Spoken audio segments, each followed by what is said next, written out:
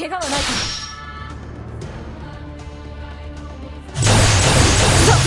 そこだ甘いなドキナス天をも焦がせし豪華その身に受けよ Hi Koonies, this is Koon. Welcome back to Koon's channel. Today we are going to talk about the new Astral weapons. I'm going to break this video into a few parts. First, what is Astral weapon? Second, their skill effects and main weapon skill. After that, I will also provide some weapon grids for your reference, including Leviathan Magna, Single Varuna, and double elemental builds. Alright, let's go.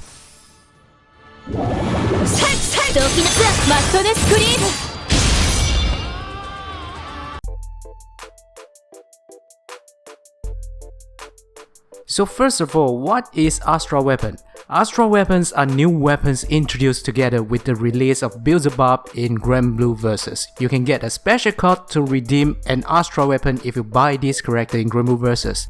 There are 6 Astral weapons in total and each of them is catered to one single element in Granblue Fantasy.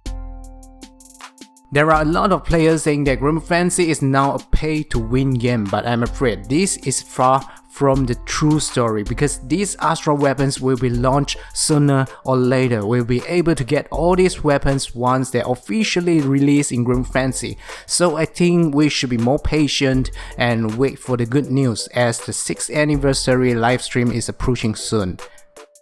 There are also some rumors suggested that Side Games is also to introduce several new raid bosses and these weapons would be the rewards of fighting these bosses. I have no idea whether this is true or not, but one thing we are all pretty sure is that these Astral weapons are probably ancient weapons created or used by Astrals like Loki or Mikaboshi.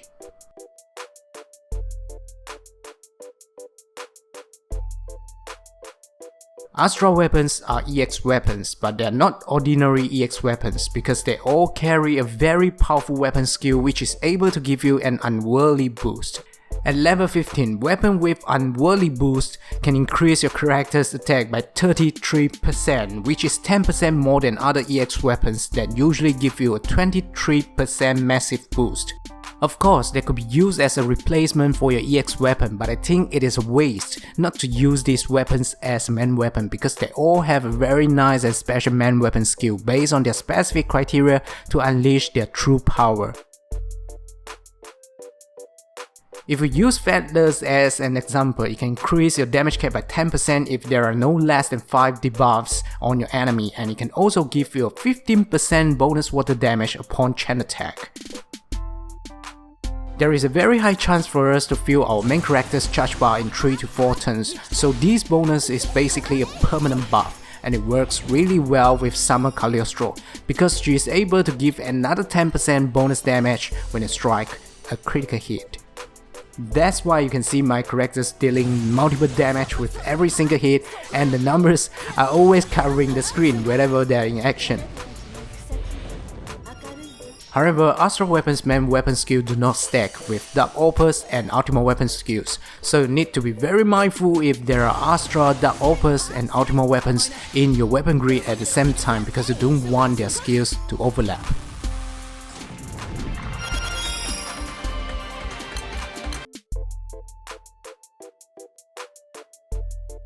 I use Fateless in my Highlander weapon grid because it helps to further pushing up the damage cap.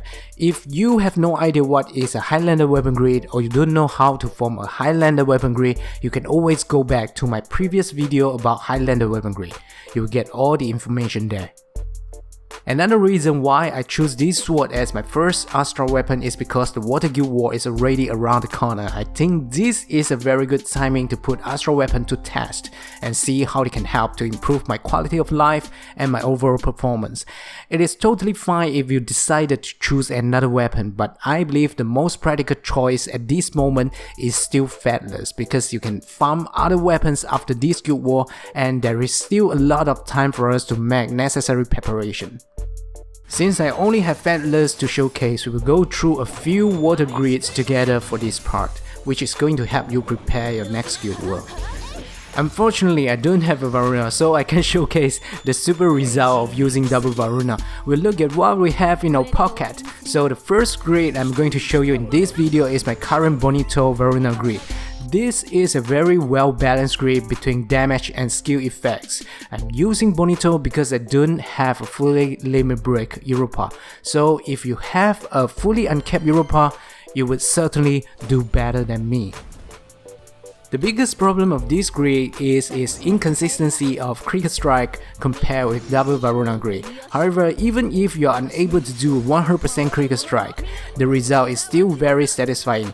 The non-critical damage usually hovers around 450 to 600k without taking the extra damage into account, so I think it is quite delightful. I'm trying to keep a balance between critical strike and damage output, so you can see one primal weapon and one beast weapon in my weapon grid. I'm going to fast forward the footage a bit to let you see the first 12 turns of its performance. Right, let's do it.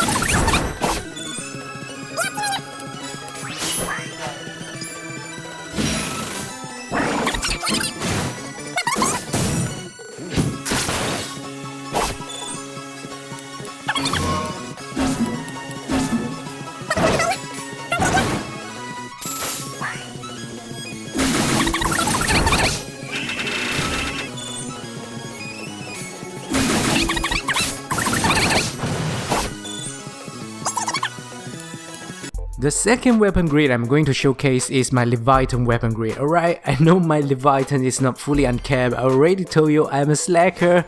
I usually only play less than 1 to 2 hours a day. I don't grind, but never look down on this Leviathan. It is not just any Leviathan, it is Koon's Leviathan. So let's see what we can do with a summon like this. Although my Leviathan is not fully uncapped, I think my weapon grid already passed the average level, so I believe it can put up a good show. If your Leviathan already has 4 stars, you are definitely going to surpass my damage with this grid. I will also fast forward the video here to save your time. The test is going to last for 12 turns.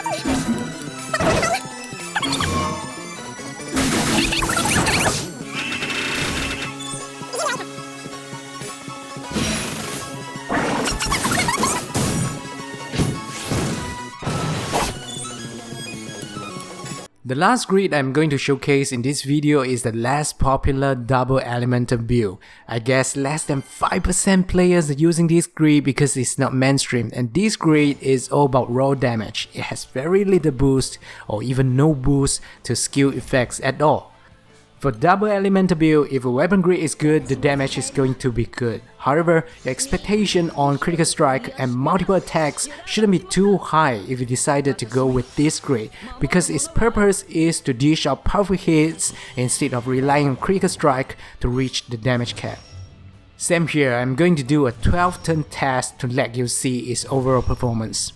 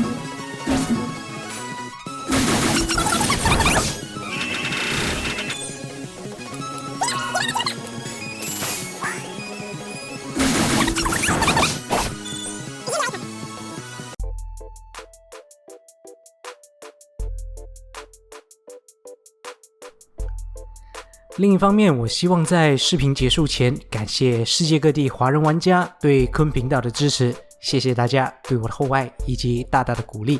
然而，不久之前我发现有不负责任的玩家在未经我许可的情况下，将我的视频公然上载到他们本身的哔哩哔哩频道，以谋取个人利益。这对我来说是非常不公不义的行为。我希望这些人士可以尊重知识产权，毕竟这些都是我辛苦制作的内容。这样的行为不仅伤害了我在 YouTube 建立社群的努力，也打击了我继续创作的意愿。如果大家真的支持Koon，应该把更多玩家介绍来这个频道，而非剽窃或盗窃，甚至用我的视频来满足个人的利益。若是有关人士拒绝拿下这些视频呢，我应该会进行侵权申诉，以维护我本身的内容创作。Last but not least, since I only have Fateless, if any of you is using another Astral weapon and you discover some very fun playstyles, or you manage to form a very powerful weapon grid or lineup, feel free to leave a comment here to tell us your results. I would also like to hear your opinion about other Astral weapons like Cross of Terror, Innocent Love, etc. Please share with us your discovery. I'm sure a lot of players who are watching this channel would like to know more about this information as well. I'm sure the live stream of 6th anniversary is going to give us some insights on Astral weapons, so let's look forward to it. Finally, don't forget to subscribe and ring the bell. If you like this video, kindly share it with your friends and give it a thumbs up. Know your game, know yourself, and play like a pro. This is Koon. I will see you again very soon. Bye. 焦がせし豪華その身に受けよ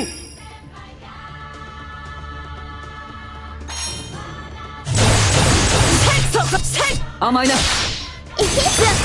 こ塵も残さん私がそばにいるから